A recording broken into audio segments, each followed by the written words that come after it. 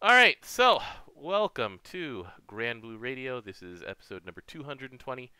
This is an April Fool's edition. It's April 1st here in America. Over in Japan, it's, well, in Japan it's April 2nd. In Granblue Fantasy, it's April 1st, part 2. Yeah, that's because they 365 days worth of April Fools. Don't worry about it. Thanks, Bobobo-bo. Say what? Bo-bobo. Anyways, So, we were talking about the Bobobo-bo collab a little bit when they announced it, and this one came out of nowhere, and it hit pretty hard. I have to admit, like I had forgotten a lot of these gags, and so I just like spit out my drink a couple times. look, it just reminded me of back when I was younger, and suddenly Bobo's on, like, I think it was Toonami. Bobobo was on Cartoon Network. It's true. So I think it was the Toonami block. Yeah, I used to read it in Shonen Jump magazine, and so like a lot of these gags I had to get reminded of, like the freaking. Oh, I forgot to do this before the the show started, but I'm sure people have seen this where you can set all six of your main home screen to just Bobobo. Like this guy has actual five skins. They all have different text too. They all have different text. Note that they're only different in the outfit. In on the home screen, I mean. So, do I have that outfits thing here still? Outfits. No, I picked them up already. They're down here somewhere, but yeah, Bobo has five outfits, and the cost of those outfits is the number of votes that each Bobo got in one of their more famous gags, which is Chapter 3. They ran a quote unquote uh, character popularity poll, and first through 10th places were all Bobo. So here's the thing: if you guys don't actually like look into like your those manga series like that, you normally like it's usually when manga is getting popular when where they run these polls. That's chapter 3. Yeah, he just made that stuff up and just put it out there. And so like all of these poses here, first place, second place. Let's just do that. Let's see if it reflects here. Character. Let's go back to my homepage since I put Bobo here. Yep, there we go. The only thing that changes is this placement here, and then the number of votes. And then you click on him, and he says, basically, here, I'm Bobo. I got second place, and he says what was on the manga page for that. Number 4, where number 4 is I lost to Bobobo. This what I had to have explained to me. I'm like, these aren't number puns. There's a bunch of other number puns in there, like the Don Patch sword. You want to go look at the Don Patch sword? This thing's freaking amazing. Let's look at it.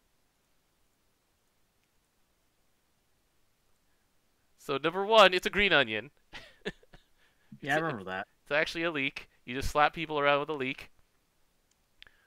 It's a sword, thanks Granblue Fantasy. Now you can wield a green onion and corn, or like a frying pan, or whatever you want. Bring it into battle. And so, with this, I'm invincible. This skill is still making me laugh because I'm like, so I had to look it up. Yeah. Bobobo was a Saturday cartoon. It was yeah, I think it was like Saturday afternoon or something like that. So I'm like, why Monday? It's like Monday is the day that Shonen Jump comes out. That's why. Ah, okay. I kept getting Tokoro 10 Magnum to do 888 damage when it delays. Does it just do that? Oh, you see, it's a Okay. number pun. Would you like to explain it, DJ? No, you do it. You go ahead. So here's the thing: is that if you ever look at the comments for any Japanese video, you'll see eights a lot because eight is hachi, which can be pronounced pachi, and the sound of applause for Japanese audiences is pachi pachi pachi pachi pachi pachi pachi. So each 8 is a clap. In this particular case, it's patch, patch, patch, patch, patch, patch, patch, patch.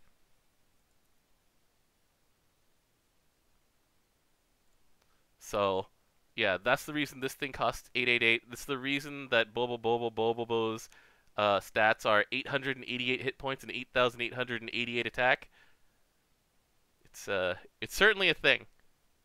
Certainly a thing. But yeah, like this weapon makes me laugh. Do you actually use the Premium Friday gun, the shrimp spreader? No, Oh, okay. So you don't care about the Friday only buff. And I'm just looking at this going, it's a because how we get praise because it's always on Thursdays for us. that's true.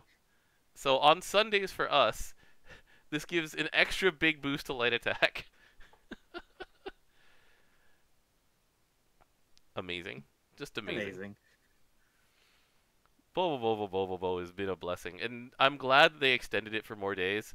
I was wondering how many Wigstagrams they were going to have, because we started with just 2 of them unlocked. We're just like, oh, I guess they're just going to leave the rest of them empty. Nope! They extended the event! What's the letters underneath to represent? Which letters? Underneath each Instagram. Um, So you go back out, close it. yeah, WNSHR. Yeah, like that. I don't know, actually. But this one is supposed to be Tokoro 10, so TKRTN. So DP is Don Pachi Pachi Pachi. Double Shark, Ah, okay, that makes more sense. SHRK. I'm not sure what the WNSHR one is, though. But still, like, Granblue Fantasy puts so much effort into their freaking April Fool's jokes. It's so good. I actually put on. I changed out my trophy. I am no longer a dragon's mate. You're wiggle, wiggle, wiggle, right? I'm jiggle, jiggle, jiggle. That's right. Jiggle, jiggle, okay. Because before I was dragon's mate, I was what is it? Squiggly Wiggly Tentacle Man. All right. So anyway, should we move on to the character? Yeah, let's do that. All right. I'm so happy. All right. Let's go to the character then. Ah. So Bobobo is a melee. Okay, the melee makes sense. He uses the true fist of the nose hair, etc. Hanage Shinken. Mm-hmm. Why is he staff? I don't remember. Like, why There is has he? to be a gag somewhere. I know. But it's been so many years since Bobobo, I don't remember. Right? So, the nose hair twister. Um, he does extra damage based on his wig out level, maximum of 8 hits. So DJ, you've used the training buddies enough times. How many hits did they get at the end of theirs? I think I'll actually look that up because Is it I 10? just use it. I'll check. Because yeah, extra individual hits after a CA is pretty nice. I wouldn't be surprised if you had a magical girl staff. It's 10. Yeah. So pretty close to the bestest buds here. Not the bestest buds. Sorry, the training buddies. Fistful of armpit hair. So it's anywhere between 1 and 21 hits, but when he maxes out his level, then it's 21 hits, And then he resets. and then it resets his wig out level. But like, as we've seen from characters like Reinhardt Czar, Valentine's Grimnir, like I'm not sure how many hits that Valentine's Aglavale has anymore, but like Kolulu, all of those characters, the more hits, the more better. I And love this is supplemental damage. That's why I like to say. yeah. The first day that I tested him, I pressed this button and got 3.5 million damage for a barely debuffed enemy. It was just the Grand Jean defense down in supplemental, and it's just like there's so much more you can stack on there. The person who does the videos of max damage, like the person the same, I believe it's the same person who killed the training dummy, did a like this is the true power of Bobobo and just pressed that button and got, oh my god, it was hold on. It was one of those videos where it's like you use Tormentor to turn something into stone. You do like all sorts of things like that. So hold on, let me. I So believe that also that setup that they did also they did the envy setup as well. I think so. Yeah. So it's like one hit point. I've put it in chat. Hold on. Let me just fast forward to the end. It was 275 million damage. I 200. wow, that's a weapon I haven't seen. The enemy staff, the harp staff. So anyway, so this button is worth it, especially since you get it back when you need to. The Wiggin Warpath is actually one of those legit buttons. So do you have the numbers for this in front of you? Yeah, I have it. All right. So you get one of these buffs at random, unless you're at Wig Out, and then you get all of them. All right, the buffs are 30% normal attack, Okay, so very minor attack. That one's not going to come up.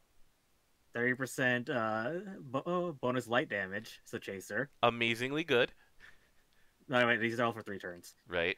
10% DA, 20% TA, Decent for being free. Yeah, pretty good. 70% chance for 30% crits, Pretty good. and 30% charge bar gain up. 30% charge bar gain up is a lot. And when you max out your wig, you get all these buffs when you do that, But and you then do, you reset your wit. but you are sacrificing your 21 hits for it, so Yeah, choose wisely. And then the Hanky Guard. So he does 1,879 shield, which that always happens to everybody. Which is what's the number joke for that one? E Hanage, good nose hair. I see. The defense up. So these are random again. There's no way to max out this one so that you have everything. But how much is the defense up? Now see here, it could be 50% defense up. That's pretty good. It's not bad. It could be 30% dodge rate. Mm, Could be 60% dark damage down. pretty good, but you will never get this when you actually want it, because this is It one could be turn on unchallenged. unchallenged to team, or it can be Veil. Yeah. I got unchallenged one time when I was just full auto and I'm like, wait, what? And then so the power of teamwork. So you this is essentially the Eustace grenade. They used the same UI as the Eustace grenade for this. So you either choose Tokoroten, who is a dispel, and how much? 10 plain damage in a dispel. 10 plain damage into dispel, and then so 10 turn cooldown on dispel, not great. And then Dawn Patch. What does Dawn Patch do? Uh, damage cap 830k nuke to everybody on the enemy side. That's respectable. It's a 10 turn cooldown though, so you're not going to use it that often. But here's the thing. Like the Wiggin specialist, every time he attacks or uses a skill or charge attacks, he gets a wig. And when that happens, he gets attack up. How much? Wait, we're talking about his Wiggin wig specialist. stacks, right? Yeah. It's for each stack, it's 5% perpetuity. 5% perpetuity. According to this, So- I have no numbers on DATA, by the way. Yeah, that takes longer to test. And then when anybody is in red health, he goes to full health. He gets all of his debuffs taken off. He gets full wig out, and every skill comes off of cooldown. Because yeah, these are really long skill cooldowns. We're not gonna lie about that one. Yeah, they're very long, very long. But the main thing is, if he's just whacking away, and you're using the nose hair twister, the nose hair twister is worth it.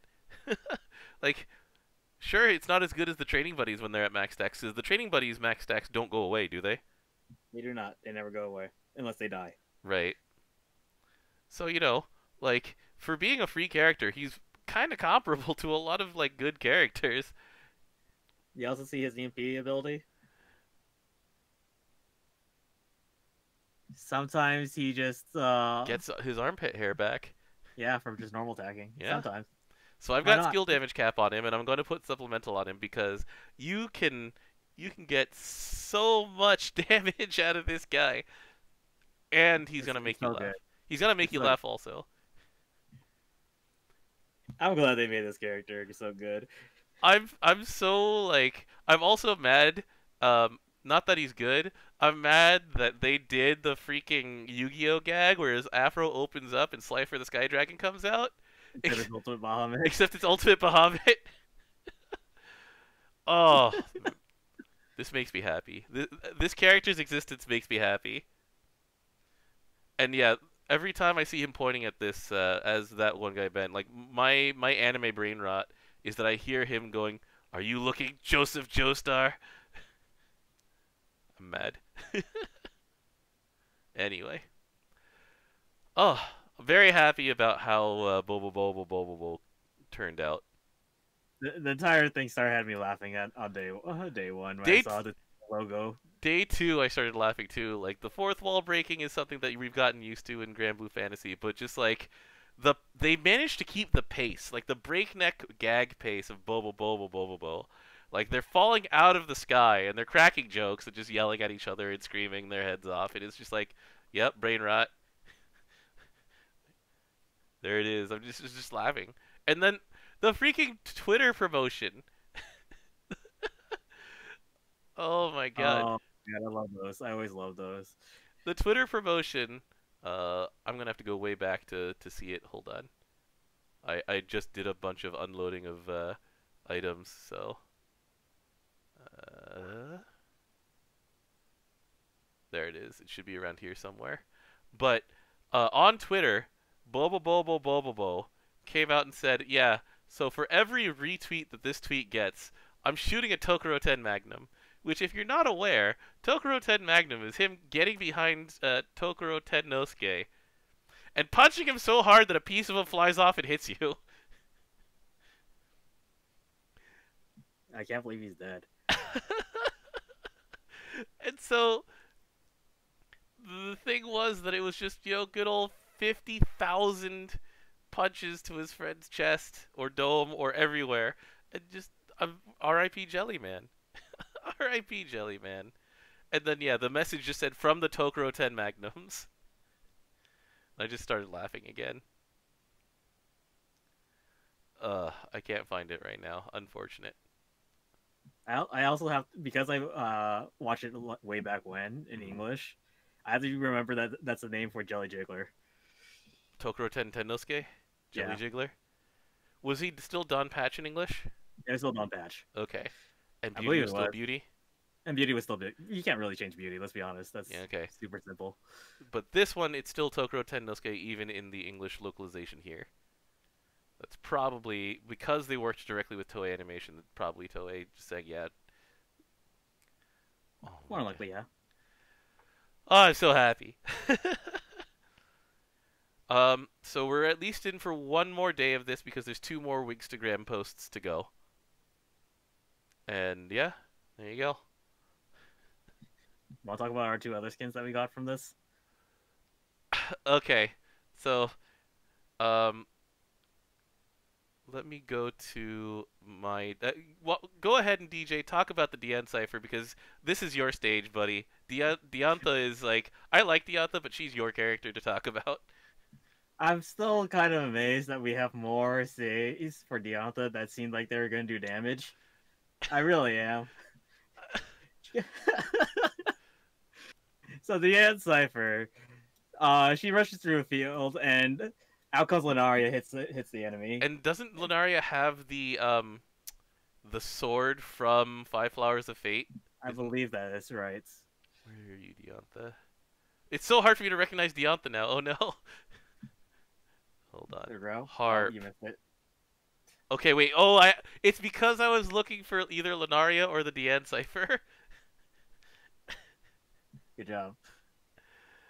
Oh my goodness. Like, This was a recent joke too, wasn't it? it's a pretty recent joke. And there's 2 lines depending on if you have skip or not. Yeah, but the important part is she sings at you, number 1. I like that now we can have an all Earth team of characters that are Sledge. or vehicles Oh, that's right. You have the freaking Caglio sled, um, and a monocar. and the Monac. Oh my God, I need to make this team. I need to make this team. Oh my God, it's too good. It's just too good.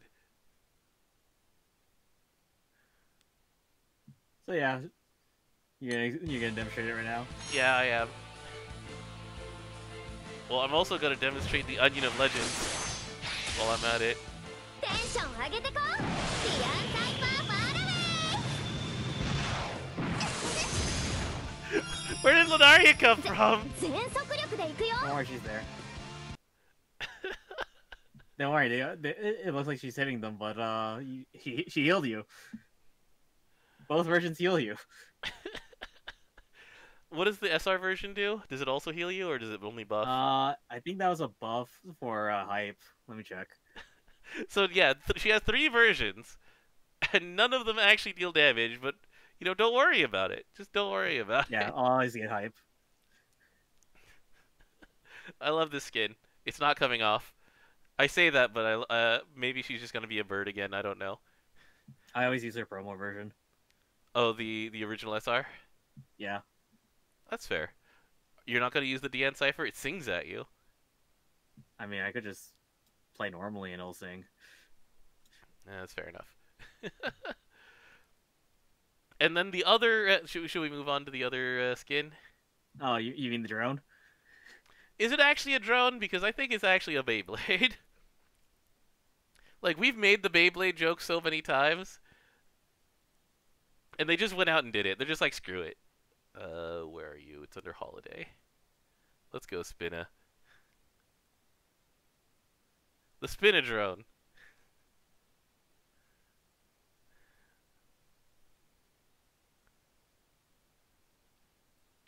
This one isn't necessarily that recent. It's just that the character was in our minds fresh because of Christmas. Christmas, yeah. Oh, I just reading the description of the DN cipher. Uh-huh. The very last part was, in case of an attack, Lunaria will come out and give the enemy a warm welcome. So yeah, she's there.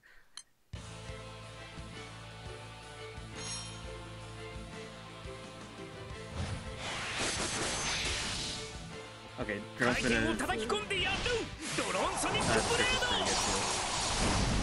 I'm so mad! They just really let it rip. They really did just let it rip. Alright. He just loves spin blades, man. I don't know what to tell you. He really does love those spin blades. Alright. Is that enough for April Fools this year? Yeah, oops, sorry. Alright, let's go into what we knew was coming. And, I mean, I went 130 deep on this and I got the character I wanted, thankfully. You went 40 deep and you got both of them, so congratulations. I got lucky. This is one of the few times I get lucky. Alright, who do you want to start with? Let's go talk about Monkey, since she's first on the screen. Monkey's first on the screen, so do you want to start with the weapon or the character? Let's start with weapon. Alright, so here's the weapon. I love this weapon, by the way. I want one eventually. I will skin it. Because it is actually just a big club with a monkey face. So, stop me if you've heard any of these before, DJ, but it's 4-starable. And it is an axe that has heal and shield on its CA. Oh, okay. Medium, majesty, and progression. Oh, So, as someone who actually owns Karak, what is this one missing from being Karak? Wait, I don't know. I don't even use the Karak. Oh, you don't use Karak? I don't have the Dama for it. Okay. So what this is missing from Karak is it is medium progression instead of big progression. It is a slightly smaller progression attack percentage. I think this maxes out at what, 10% without any modifiers. And then the other thing is that the restore everybody's HP. This is just a heal and shield. Karak has damage cap up like Unheil does. But still, skill-wise, it's a miniature Karak as an axe. Also, I'm not gonna say no to progression. Yeah, because I use double. So It's true. All right. So that's the weapon. Shall we go to the character? All right, let's go to monkey. All right. I'm gonna rely on you for this one because I do not have any of these numbers, and I haven't played the character. I know a general like flow chart of how she plays, but like I said, it's on you. All right, so unlike the original one, where she had the stacking debuff, like 1, 2, 3 debuffs for using her debuff skill or Hmm. debuff attack, this is just once. It's like normal, like all the other characters instead. Right. So she has like the Noah style slash like Hal Mal style or whatever debuff. Yeah. So this is it's just a nuke 830k, and the debuff itself gives a permanent 10% defense lowered, and also 10k supplemental damage. Respectable. Very respectable. I mean, I'm not gonna say no to this. Exactly. Like water in terms of permanent debuffs, the permanent debuffer in water was previously Hasalia. That was the main one. Like Yeah, each element is starting to get more and more of these as they realize that this is something sort of to distribute around. Like Shalem has one of the more prominent versions that people know about. Uh, like I think Leona has one. Leonardo does have one. Yeah. Shiva One. has it. Noah has it. So, add on to the list. Just utility characters. Yeah. All right. Next thing, her skill 2. You want to cast. This is the one you want to cast multiple times. It's like old loop. Hmm. So it's 3 out of how many turns? Is this 7 turns when you 7 upgrade her? turns. Okay, old numbers, 3 out of 7. So, how much does each one go for? All right, let me scroll all the way down. So for each cast, you get 10% charge bar. Yeah, 10% charge bar. So does that mean every time you cast it, it's a flat 10, or does it go 10, 20, 30, and then stays at 10, 30? 20, 30, and stays at 30. Okay, okay, 20% DA, it's fine. 10% TA, But that's and per stack, isn't 5%. it? Oh wait, so it goes to 60, And 30 then then? yeah, 60, 30 Okay, at the very end, and 5% damage cap up, so 15 at the very end. that's pretty good. It's a pretty good Here's one. the thing: her CA lowers her cooldown for this by 2 turns. Seems pretty good. So you really much want to see often and ramp her up to getting her next cast. Hmm. Which remember, she gives herself she gives the entire team 30% meter when at the very end of this when she casts it. So So you start, CA a lot. yeah, okay. It's one of those things where you can start thinking about doing that CA loop that light has, but in water. Like this is gonna be a key portion of it. Yeah, so I actually did a full auto team with this. Hmm. My team couldn't stop CAing, so they actually couldn't take advantage of Dianthus meter. I see. All right, let's keep going to Sage of Eternity then. How's Sage of Eternity go? All right, so with this button, if she has the gold band, we'll talk about the gold band later, by the way. It will only affect one character, and you'll give them 100% bar, not instant charge, 100% bar, Hmm. and 4K shield. When she gets rid of her golden band, though, it affects everybody.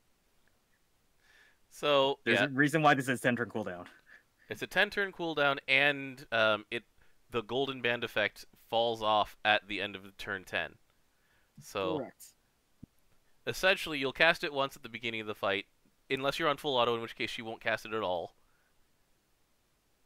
On full auto, does she cast it, by the way, when after the golden band is gone, or does it still I count as? believe I need to check that because I just got that skill like 2 minutes before our podcast. Yeah, that's fair.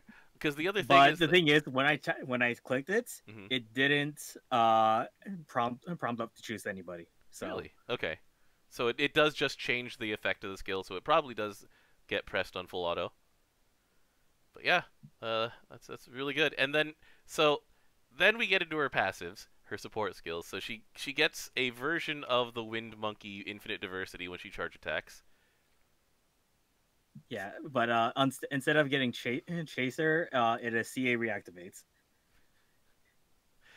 So But it goes really, you away get on dodge. -4 turns on the cooldown of Land of Lotuses when she CAs is what you're telling me? Well, remember, this requires her not to be targeted at all, pretty much. Oh, Though. that's true. If she does dodge, then it goes away, right? Yeah. Correct. Which anything that targets her will immediately get rid of it. Hmm. There are many ways you can set this up to, like hostility setups to make it so she doesn't get targeted often. So that's something to play around with. There's Ingve. Ingve's pretty good at that. There's so He's many also tanks in water. There's just so many tanks. Romeo, Vayne, Halloween Rosetta, Andre. A lot of tanks. I think out of all of those though, I think Ingve would still be the best because he can do it for multiple turns. Fair enough. I think Romeo would maybe be second most synergistic just because he wants to CA the most often. You just Also true. keep throwing around those nukes. All right, and so yeah, consumed at the end of the turn for the golden band. When it's consumed, so all of your debuffs go away. All of your team, is it your entire team or is it just her that heals the full? I didn't check that correctly, so I do not know the answer. Okay, to that. and It's then probably just her. And then she gets multi-attack. Is this permanent when all of this goes away? I do not have the numbers on this. I see. But probably. So the wiki doesn't have it yet? No, it literally took them like 2 days to actually put this one in the first place. All right, I'm gonna check game with just in case while we do that. But also, so let's take a look at the numbers on her passive and see what happens. Do they have the numbers? All right, let's see here. Her own double attack goes up 100%. Her triple attack goes up 50%. And this is permanent and undispellable. All right. All right. All right. So, if you're going 10 turns or more, she's really good. You see those 2 DA nodes? Don't touch them, apparently, then. Yeah, just never take DA on her. Just never. Don't bother. You can take TA. You can take TA, though. Yeah, that's fair. TA is always nice. But yeah, like, Game With at least has her listed as basically a long-term full auto character. Makes sense. Alright. Well, cool. I mean, there's a lot to talk about around what kind of content that this character is for, but it seems like, things like fighting Shiva, which is a long fight if you're just full autoing it, like, just any kind of long term. That's the one I brought her to. Mm-hmm. I don't necessarily know if I would bring her to Willness, but I would try. It seems fun.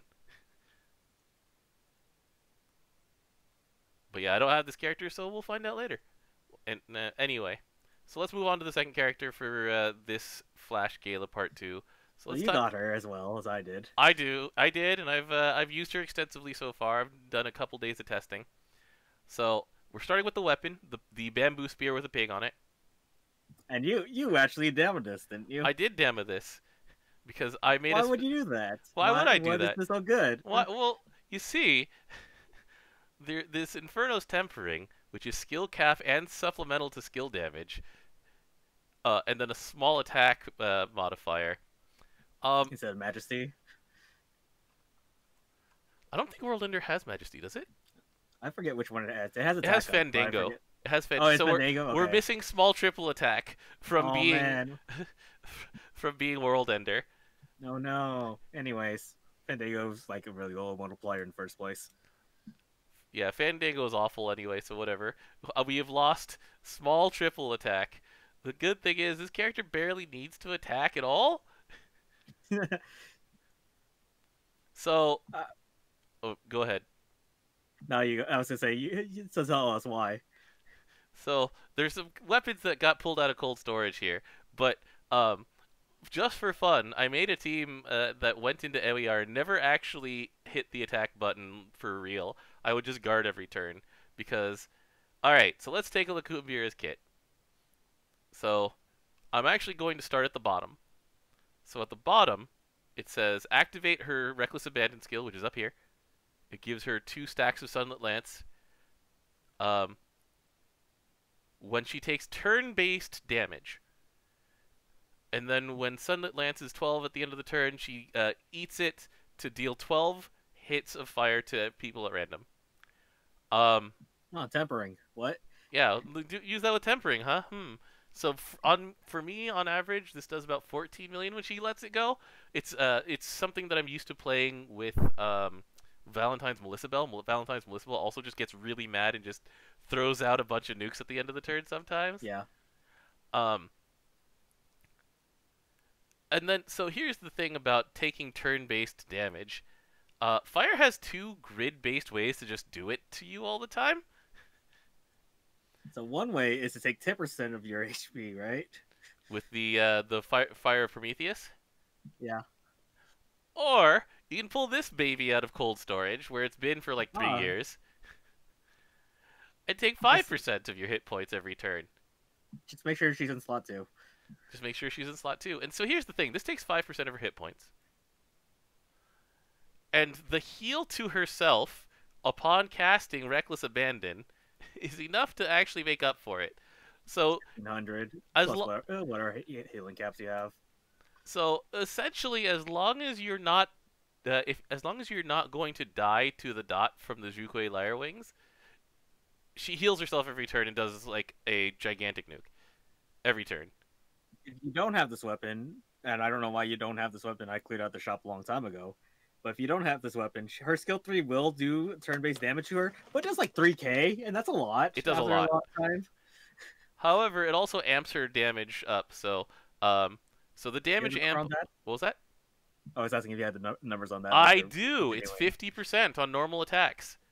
Oh, that's kind of good. 50% amp. I mean, it's worth pressing the button for. However, you do pay for it because not only do you get 50% amped regular damage, you get 100% CA damage and 90% CA cap. However, the costs that you get for it are she earns 50% less meter, and she heals for half. And so that actually matters a lot because it means that her Reckless Abandon doesn't keep up anymore. And so she will be dying when you have this I on. did that against... Which fight did it? I think they did it Grimnir. Yeah, that was... She was dead. Yeah, so this one... If she was left to her own devices, she would kill herself. Which is why we go back and we go to those Zhukui Lyre Wings. And yeah, pretty good. But you know what? That's a lot of damage if you want to have that amp turn. Mm-hmm. You can turn it off. It's a 0-turn cooldown. So you have Mirren, and you can tell me about this. So when Kumbhira has a counter effect on, then Kumbhira just TAs with a fire chaser. The fire chaser is 30%, by the way. So here's the difference, though, Dom. Mm-hmm. She needs Mirren needs something else in order to help counter. So meanwhile on here, we have a 3 out of 6 dodge tank encounter, which is 5 hits. And so that's way better than Mirren's, which is on CA dodge. You can counter on dodge twice, and it only lasts for 1 turn after. Oh, I see. Yeah, so she only gets 1 turn to actually use it. Yeah, and then depending on the fight, this can get used up really quickly. But if it doesn't, then you get a bunch of triple attacks with fire damage bonus. I wish it, but there's 3 dead turns, right? Or is there? So, whenever she CAs, the cooldown just goes away. How about that? So you press this button, and as long as she doesn't use up all the counters, she triple attacks for 3 turns. Which gives her the meter that you require as long as you don't have Glaring Radiance on. So don't turn Glaring Radiance on unless you really know what you're doing. Like you can turn it on for 1 turn, for example, when you're about to CA. That's a good use case for it because it's a 0-turn cooldown, so you can just turn it on for like 1 thing and then turn it back off. But yeah, so this just keeps happening. And then she gets Drain from her CA. And Drain is one of those things that procs every time you get a counter. So something will hit her like 5 times, and she'll get... to hit her. So, a lot of the time it actually does hit her. Her dodge isn't necessarily that good. Her dodge chance is... It's not listed, but it's not that good from my experience. The tank part comes into play a lot. But yeah, As long as you don't have glaring radiance on, then she'll just keep doing this, and she just can't stop. Um, yeah. So all Yeah, I wish I had Miriam had that, but because for her dodge is caused from CA, and her entire second part of her kit is dependent on that. Yeah, so she needs external sources of counter. which you don't really get that much in water. She was like the Bident, I think we were looking at. I think. Let me check what Biden does. 100%.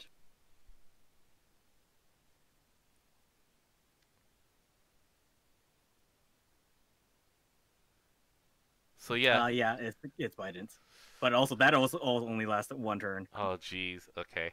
So Yeah, no, that's water. Water's kind of sucks with its counters. water could use more before Mirren does anything more than just build 200-meter and go. That's fair. But yeah, so put all of this together, and we haven't even talked about how much damage Reckless Abandon does because these numbers always lie to me, so I never remember what they actually do. Because so this is listed as 600k as the actual damage it does, but with plus caps plus Seraphic plus yeah, so it ends up doing like 2 million when I do it. And so the way that she plays is you turn on the dodge tank, she triple attacks. Maybe she counters and heals herself back with the damage that she took. She hits this nuke, she CAs, she does this again, and then every few turns, when she's built up enough Reckless Abandons and counters, that she just lets it all loose and does another 14 million, and you start over again. Yeah, it's pretty good. This character's pretty good. This is way better than her light version. This is way better than her light version.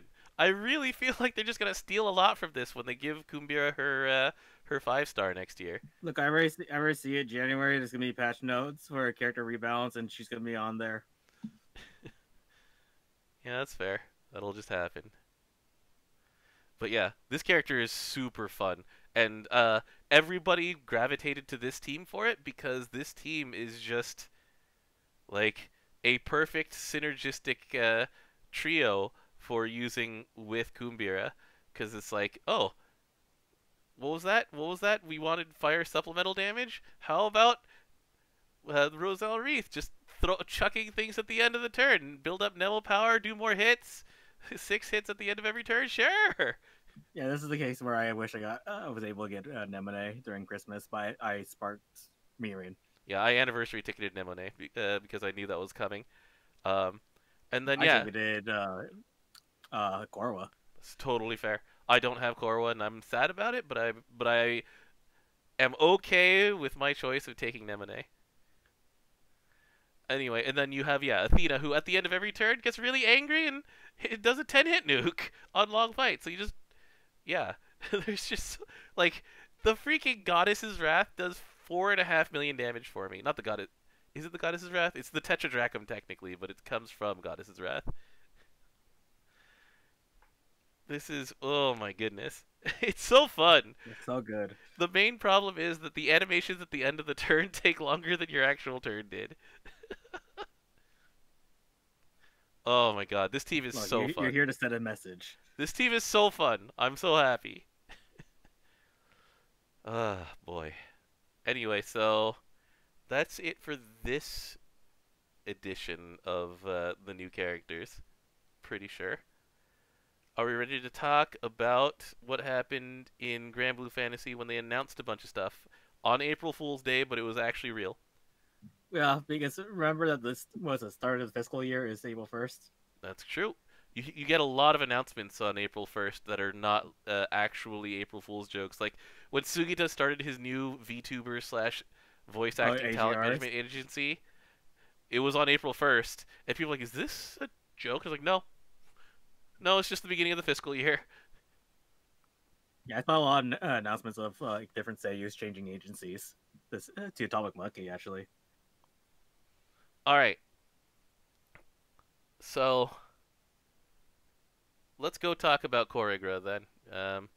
We're going to just check on that real quick. We've got a few things to look at, but we're actually, because of just time constraints and because next week is going to be Unite and Fight, we're just gonna, take care of a lot of this stuff then, because that way we spread out the content a bit and we don't just spend another hour talking about this stuff. So let's go. Probably best because usually our entire time, whenever it's United Fight, is like, it's United Fight. You know what it is. Yeah. He's like, this is a short episode. Well, there's got to be a short episode next week until we talk about everything else that's in Choreograph. So, all right, let's go talk about Choreograph, everybody. So we've got. Well, okay, so we're going to ignore Bobobo-bo because we know what's going on. We just spent a lot of time talking about it. The Deanne, the Deanne Cypher and the freaking drone.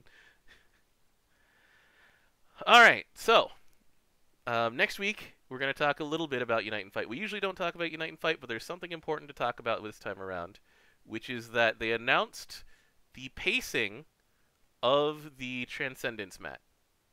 And so for 300 Valor badges,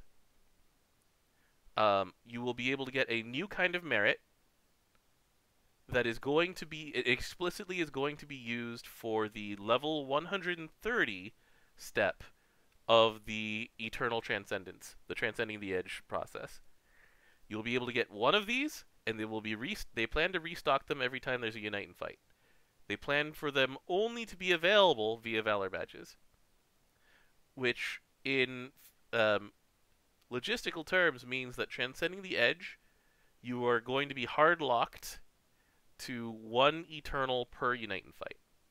And so let's talk about time gating and how this is going to work. So, do you still spend your Evilites or your Valor badges on gold bricks, DJ? Do you still need gold bricks for the first step?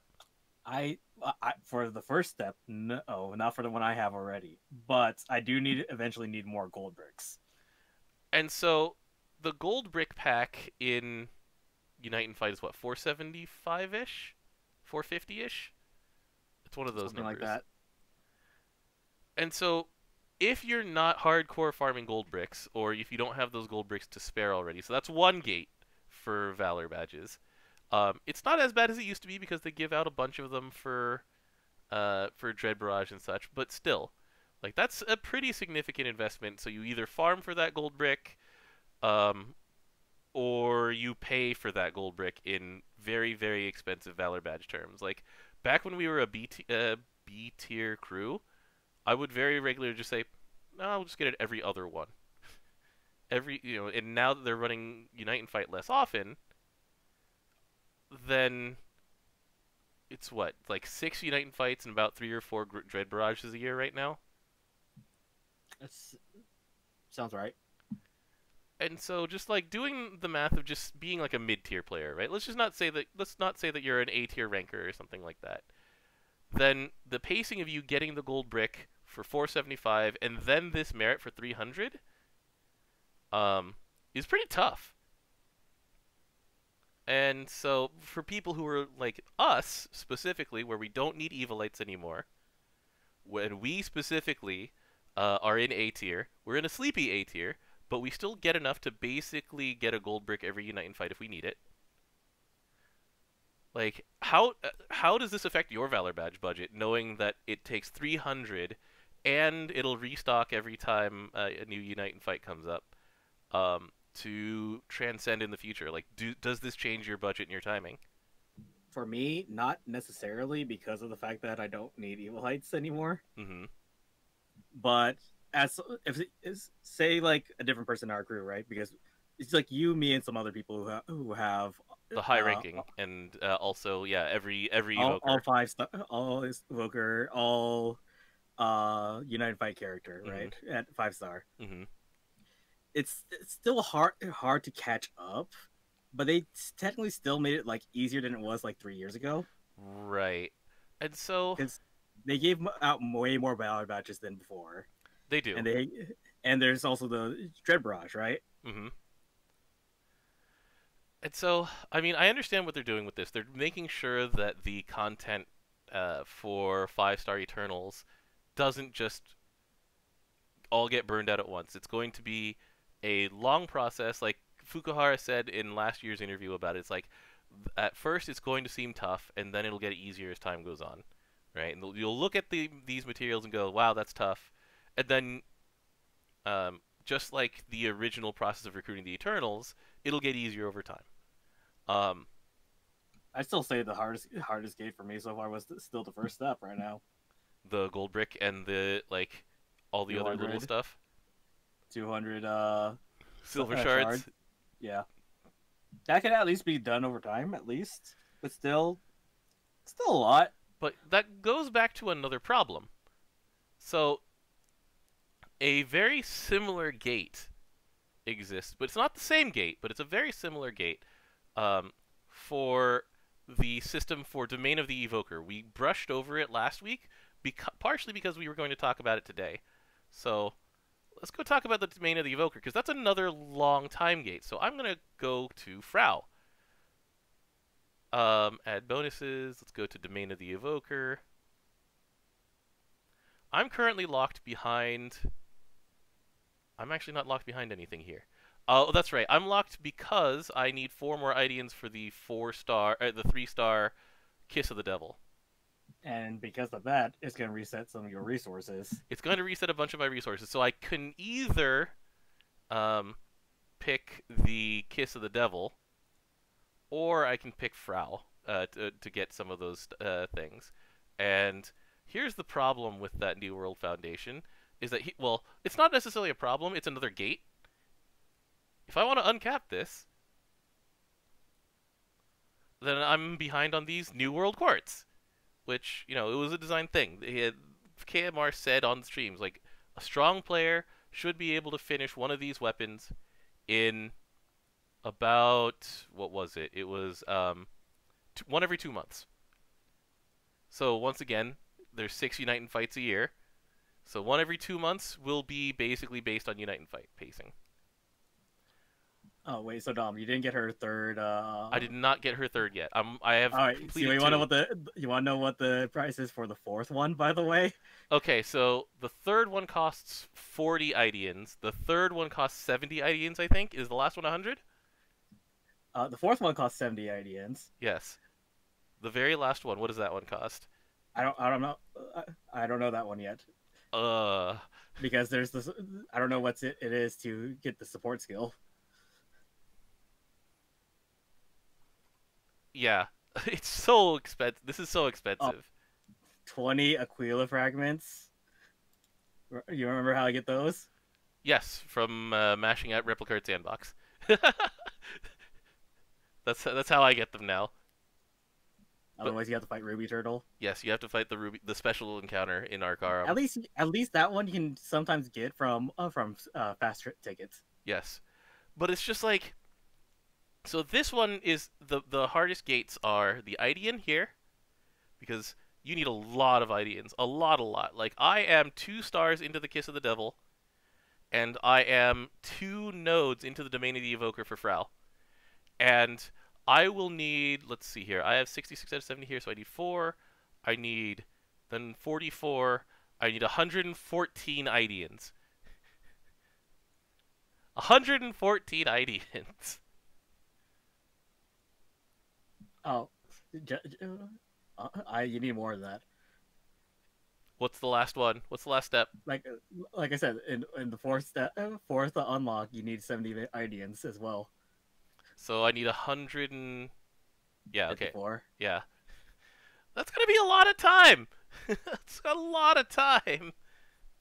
And that's for one of the... So, like, the Domain of the Evoker is essentially the same time gate as the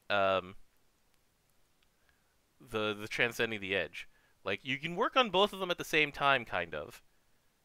Because in order to get the New World Quartz, you're going to be grinding boxes in Unite and Fight, which then lets you build the badges to get the thing. But it's like, this is a really hard time gate. And so I'm budgeting this out. And, you know, we just translated the Takagi Miyu, the interview with her in Famitsu, and she's like, it'll be about 2 more years for me to 5-star all the Eternals at my pace. And she's, you know, not like a super casual player. She's dedicated enough that she 5-stars Eternals. But if it takes her another 2 years to 5-star the Eternals, think about how long it's going to take her from that point on to 6-star one Eternal and then get like more evokers. Not just that, but be gated by the evokers in the Saphira Stones. It's just like. Well, here's another thing to think about though, Mm-hmm. is that you technically, it's not absolutely necessary though. That's one thing way to think about something like this. They're to like improve what is already there. Mm-hmm. So yeah, So for a character, for a player that's like just not just not casual, but you not like hardcore like Nakamura, for mm-hmm. example. She accepts her pace and she's gonna keep going at that at least. Right. And so the thing is that I'm not necessarily opposed to this. It's just one of those things where it's like I'm living in Replicard Sandbox right now. Like this is just my home. I'm in here. I've done so much of this Blazing Everwing, hoping for getting like a slow trickle of drops of Devil Ideans, that I currently have 76 Alethio organs. This is something that can go on in the background. It's just one of those things where anything that I do in the future in this game has to be weighed against budgeting my time in Arcarum Replicard Sandbox, not burning out for Unite and Fight, budgeting my Valor badges in a certain way. And we still don't know what 140 and 150 are going to need over in August, where they loom for the Transcending. So it's something where I'm able to take the long view, but boy, is it a long view to take right now. I don't necessarily have a conclusion. My point of view for this is more of, remember to take things at your own pace. Yeah. I mean, like I said, like for all that I've thought about this and just the amount of time it's going to take, like I've accepted this. I've accepted that I'm in this game for the long run, right? And I mean, it's been what, 5 years now for both of us. It's been 5 years now. I'm giving a lot of myself to this game, and I'm just gonna be like, all right, you know what? Once I get that level 130 on Seox, and I get like Frau who can Indominus every time that she CAs, I'll be just like, I earned that. I freaking earned it. You know?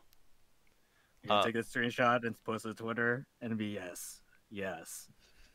Pretty much. People tend to accuse me of flexing whenever I post my account. I'm just like, I'm sorry. I've been playing a really long time.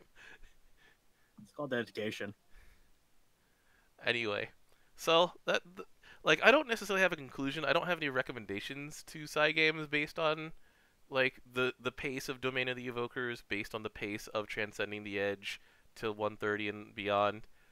It's just one of those things where I think about it and I think about the time budgeting required. I think about the attention budgeting required, and I go, okay, this is the pace that I'm setting for myself. And I'm going to take the long view, and it looks like it'll take like 2 years in order to get all of the domains of the Evokers and all of the transcended Eternals. By that time, they might have 5-starred the Evokers, and we start all over again. And then we need more of more Evilites. Evilites, there you go. Because I have an extra one. Yeah, I have an extra one too, and I'm just sitting here going, oh no, you're definitely going to want to keep this around just in case, because I mean, it's not like you can burn it. Yeah. All right. The other thing that we were going to cover real quickly is Skyscope has its monthly missions. Yeah. There's 3 levels of them right now. There's the level of which is 100 Levy Impossibles.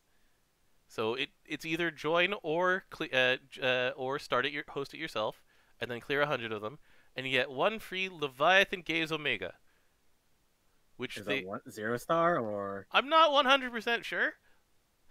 Oh, all right, nice talk. I do know that the Wamdis's Caniticide is a 0 star. So if you apply this logic up, then it might just be a Levy Gaze Omega, and those things drop like candy now. Sure.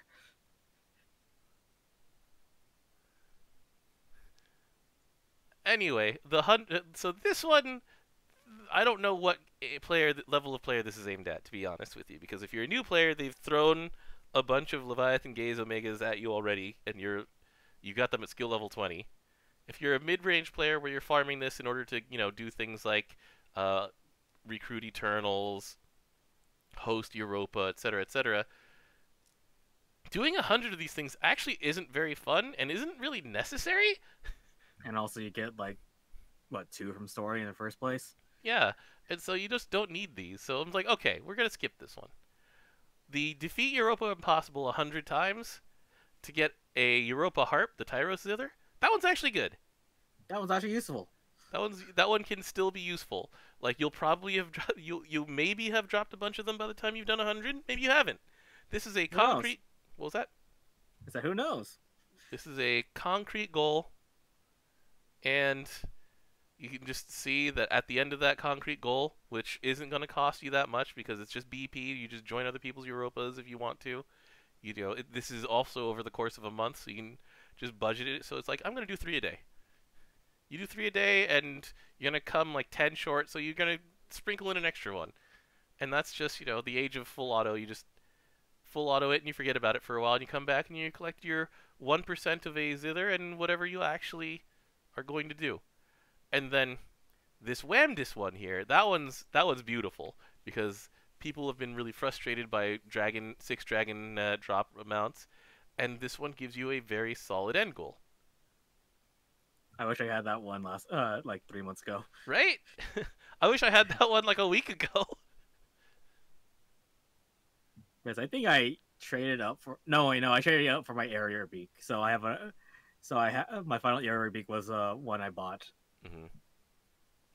And then the thing is that next week they're also going to make these things easier to buy. The 6 dragon weapons, the ancestral series.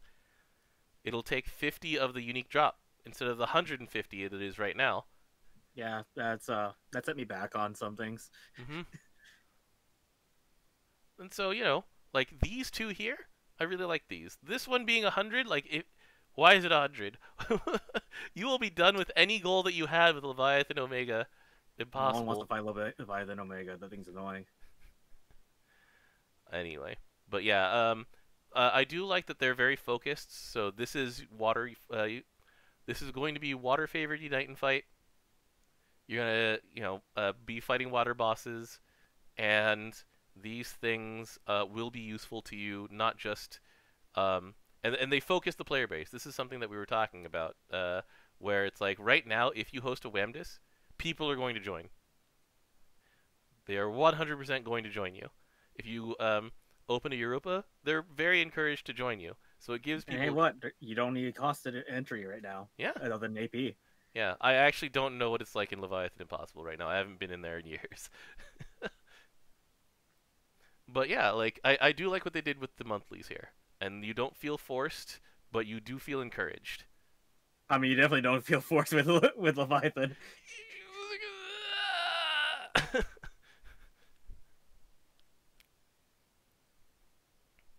So anyway, that's Skyscope. We've gone for about an hour now, DJ. Do you want to call it now, or do you want to move on to the next optional thing? What's the next optional thing, anyways? The change to weapon skills that's coming up. So this is a very long view one. All right, yeah, let's talk about this one. This was actually kind of important. Okay, so we'll talk about this week. The ones that we're skipping by a bunch of things for next week, because they're not going to be important until the end of the month. So, all right, let's go talk about what they're doing to weapon skills. So right now, if you go into your party and you go to your weapons, you see the following things. You see a whole lot of skill icons that don't necessarily mean anything to you. It's like, here's Trium, attack, and critical hit, right? Yeah. And then you can see a damage number. The damage number actually does help you figure out like how much your attack changes for certain things. So this calculator's gotten a lot better than it used to be. However, there's just so many of these numbers that are hidden now. So for example, this Trium, how much does it raise your multi-attack rate? I don't remember. I really don't. I just remember that it's not very big. It's very small, but yeah. Like, what does stamina look like? Well, you can actually stamina you can simulate because you can just go into here and be like, all right, so I have one stamina weapon and one enmity weapon. So what happens when I go down to 75%?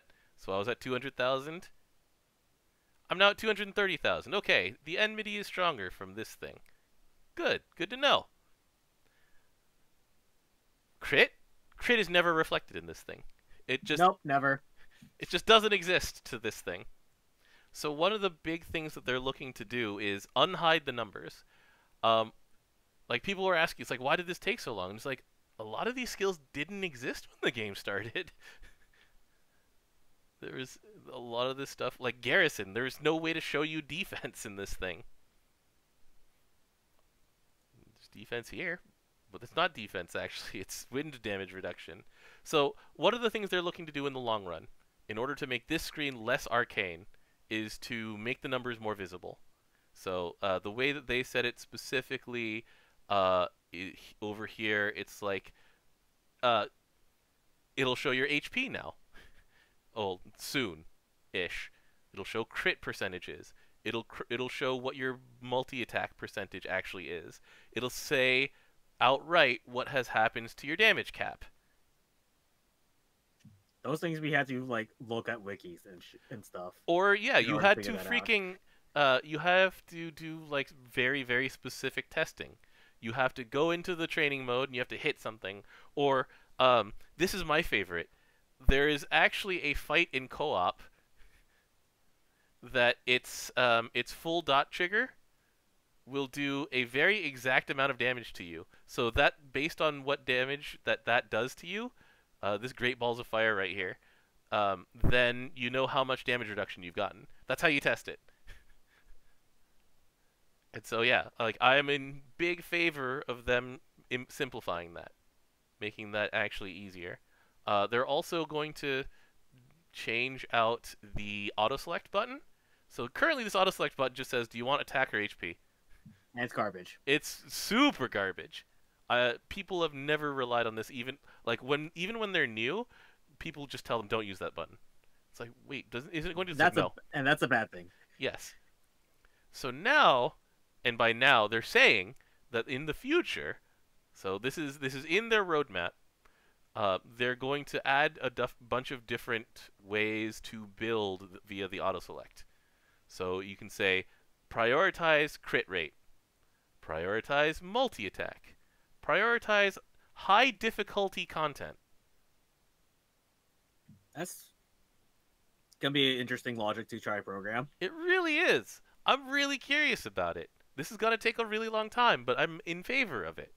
It's ambitious, it's difficult, and yeah, I hope that they do this one right. And once again, they said that this is gonna take a while. So anyway, go ahead. Yeah. So one of the things I was thinking about was one of the joke accounts that was going around because of April 1st was showing like diagrams. They actually showed the GBF diagrams instead for their account, but it showed the enmity and the stamina diagrams, and I'm like, yeah, I don't know how you're gonna actually calculate all these together. Like I said, that's something that actually is accountable in here, because you can just change your health around, and you can just see how much it changes. Like, oh, this gets a lot better with more. But then you also you have to count how many weapons that you actually are holding. You have like 500 weapons. What's the best combination? Very true. So we'll find out. But then this is actually a big thing coming up. It seems minor. And it's not going to affect the game necessarily that much, but it affects design here on out. So they're changing how crit works. I was going to say, this is the second time that they've changed how crit works when this hits. The first time, Magna Crit was strictly better than, well, not strictly better, was in most cases better than normal crit, because normal crit used to roll each individual item that hit crit. It really did. Instead of being together. So in theory, the Ekesax grid could crit 7 times on a like 0 point something % chance. Meanwhile, The rest of the time, like it had a chance not to crit with the same number of Eke sacks as a Magna Grid, and the Magna Grid would just be like, I have a 100% chance to crit. Yeah, that was way back. What, like 2018, 2017? It was a while ago. So the next thing that they're going to do is they're going to make it so that crit specifically adds together to a single chance to get 50% extra damage. Whether it is normal crit, or in this case like flames, or whatever the Colossus crit skill is. So they will add together to a single chance. It lets you mix and match those weapons better. It makes the Whamdis spear a lot better because you can use it in the Magna Grid, which crits. And it, once again, it like lets them have more freedom in design in the future by making things like the Whamdis' spear that just give you a flat chance to crit. It makes the Saphira weapons better already, because the Saphira weapons have Magna Crit on them, and Correct. it doesn't matter most of the time because either you're It says Magna or you're not. yeah. And so yeah, it makes the Saphira weapons more relevant. It lets them make more Magna Crit weapons that maybe someone actually will take in and put in their grid.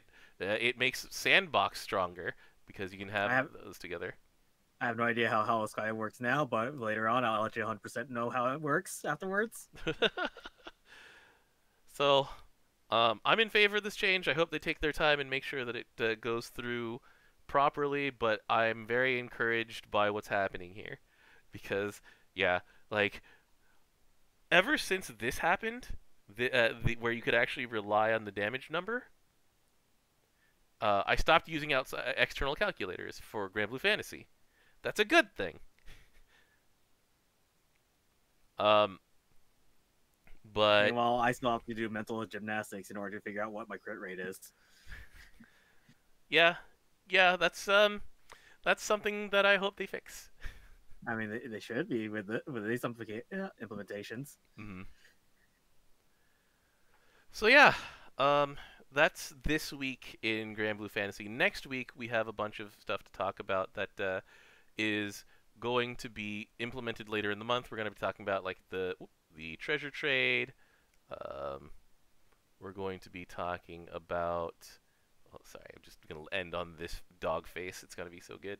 Anyway, so we're going to be talking about how Proving Grounds is coming up, although that one isn't really going to be like that big of a topic of discussion, come to think of it. We'll talk about the what the Transcendence looks like. We'll be talking about Societe 5-star. That one's going to be fun. Yeah, I can't wait, actually. Yeah. I have like 8 of her weapon. I have 4. That's sitting there. It's true, but I also that's a cap up. Yeah. Her wind version is so good, and her water version has been so left far behind by the passage of time. What if they just make her wind Societe? But with a 5-star. I mean, I'm okay with that, but I think that there's some other things that need to be addressed in her kit. Yeah, that's fair. Yeah, and then we'll talk about the other things that were in this week's Choreogro that we didn't manage to cover this time around. So, thanks for joining me. I'm glad that we booted a bunch of stuff into next week. I mean, yeah. Oh my god, I just looked at her skill too. Why? Whose skill? Oh, Water Societe? Why is it 80% accuracy for mist? For dual mist? Look, we took what we could get back in the day, okay, buddy? I mean, I remember early Lucy, I used her for my healing. I used her for delay and healing in early like Bahamut and such too.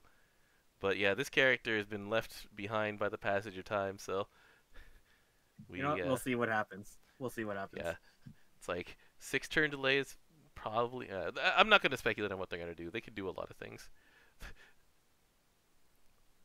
But it's on mist modifier and worse. Just. All right, you know what? We're just calling it there. Good night, everybody. Thanks for joining us. Check out Granblue_EN on Twitter. We just did an Osaka Ryota interview that we just posted on the Grand Cipher. We still have the interview with Takagi Miyu that you can read. Hopefully, by around next week, we'll finish the interview with the Granblue Fantasy story team. These things take a lot of time. The freaking Percival interview, the Osaka Ryota one, was 4,000 words. So anyway, Yeah, that's a lot, and you're doing a lot of it. so that's why I was glad that that the background crew of Granblue EN took over posting for a day, basically, and just did April Fools like news in the form of Grand Blues shit posts. It was great. Sounds pretty good. So anyway, thanks everybody for joining us. DJ, thanks for joining me as always. We'll see you next week. It'll be Later. it'll be the first day, or it'll be interval day of Unite and Fight. I think it'll be interval day. It starts on the 7th, so Seven. it should be interval It should be day. interval day. Okay, we'll be on break. Thank goodness. So anyway, we'll see you guys then. Thanks for joining us. Later. Later.